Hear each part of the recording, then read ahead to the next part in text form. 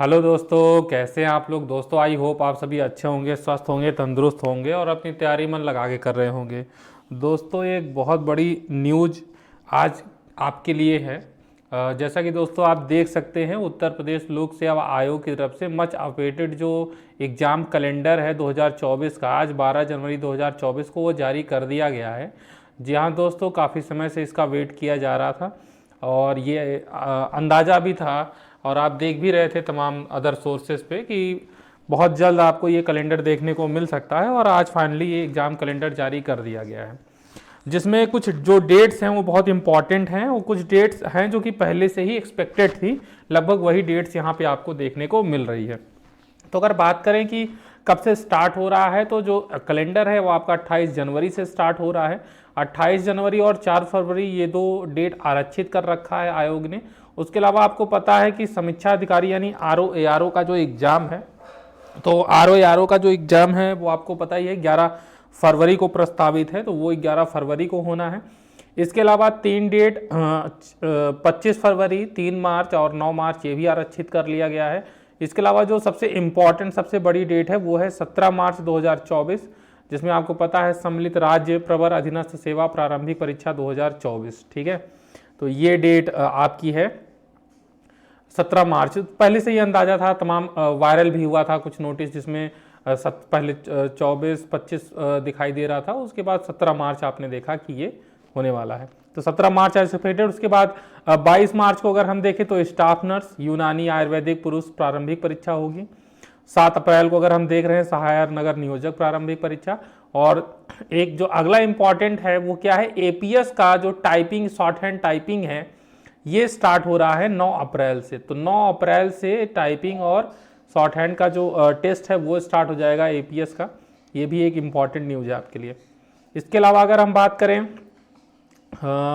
इसके बाद आप देखें कि बहुत सारी डेट यहाँ पे आरक्षित कर रखी गई है। इसके अलावा जैसे स्टाफ नर्स की जो मुख्य परीक्षा है वो 9 जून से स्टार्ट हो रही है और सहायक नगर नियोजक की मुख्य परीक्षा वहीं पे 19 जून से।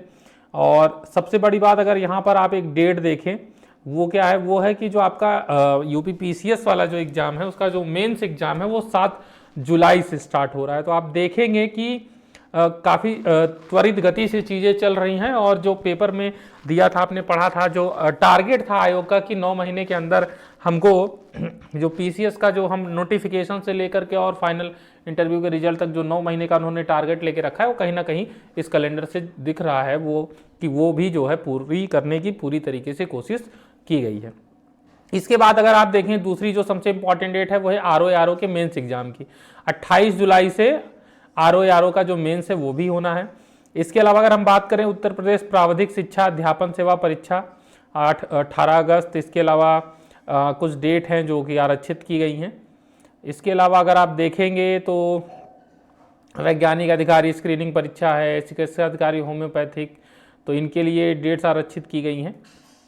कुछ की फिक्स हैं, कुछ आरक्षित है। तो ये आखिरी में अगर आप देखें तो 22 दिसंबर, 15 दिसंबर और 22 दिसंबर ये 2 डेट आरक्षित की गई हैं। तो 28 जनवरी से कैलेंडर स्टार्ट होता है और 22 दिसंबर को जाकर के ये खत्म होता है। और कुछ इंपॉर्टेंट यहाँ पे जो बातें हैं नोटिस में वो देख लेते हैं। समस्त तारांकित एवं कुछ अन्य पदों यथा जैसे प्रवक्ता का जो पद है, राजकीय डिग्री कॉलेज की स्क्रीनिंग परीक्षा से संबंधित प्रस्तावित नियमावली के उत्तर प्रदेश शासन द्वारा प्रख्यापन किए जाने के पश्चात उपरोक्त परीक्षाएं यथासंभव उक्त आरक्षित तिथियों में स्थापित की जाएंगी।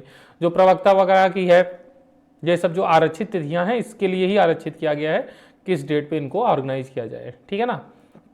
उसके अलावा देखिए कुछ पदों जैसे प्रवक्ता, राजकीय इंटर कॉलेज, सहायक अध्यापक प्रशिक्षित स्नातक श्रेणी LT ग्रेड जिसको आप बोलते हैं, खंड शिक्षा अधिकारी BEO आदि पर शासन स्तर से समकक्षता के निर्धारण के पश्चात उपरोक्त परीक्षाएं यथासंभव।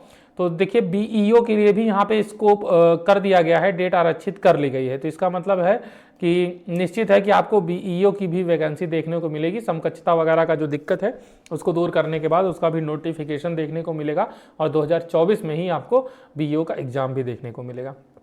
इसके बाद अगर हम बात करें यहाँ पे कि कुछ पदों यथा सम्मिलित राज्य कृषि सेवा परीक्षा, सम्मिलित राज्य अभियंत्रण सेवा परीक्षा आदि की परीक्षा योजना पाठ्यक्रम के संदर्भ में शासन के अनुमोदनोपरांत उपरोक्त परीक्षाएं यथा संबंध, इसीलिए ये डेट आरक्षित की गई हैं। जैसे किसी में अगर सिलेबस में चेंज होना है, कहीं पे नियमावली चेंज होना है, तो वो चेंज होने के बाद माफी चाहूँगा, आरक्षित चीज़ों पे वो एग्जाम कराया जा सके।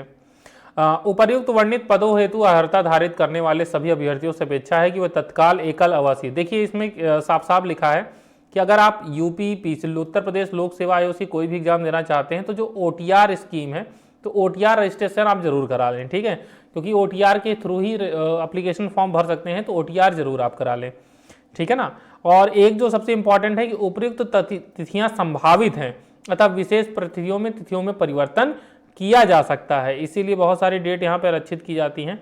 हो सकता है कई बार कुछ सिचुएशन ऐसी हो जाती है कि जो डेट निर्धारित की गई है अगर उस पर एग्जाम ना हो पाए तो अदर डेट है जिनमें एग्जाम कराया जा सके, ठीक है दोस्तों। तो एक बहुत बड़ी खुशखबरी है जो कि इस समय आप देख ही रहे हैं, ठंड का माहौल चल रहा है, तो इस कपकपाती ठंड में एक ऐसी खबर है जो कि आपके अंदर एक एनर्जी, एक गर्मी लेकर के आएगी और एक दिशा में आप जो है तैयारी कर पाएंगे, एक टारगेट सेट करके तैयारी कर पाएंगे।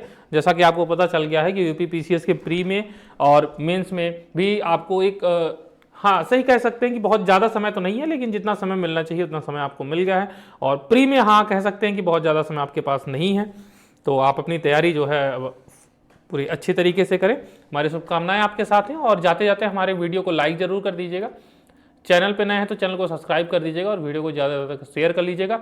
वीडियो के डिस्क्रिप्शन में आपको मैं लिंक दे दूंगा, वहाँ से आप PDF डाउनलोड कर सकते हैं, एग्जाम कैलेंडर डाउनलोड कर सकते हैं, ठीक है दोस्तों।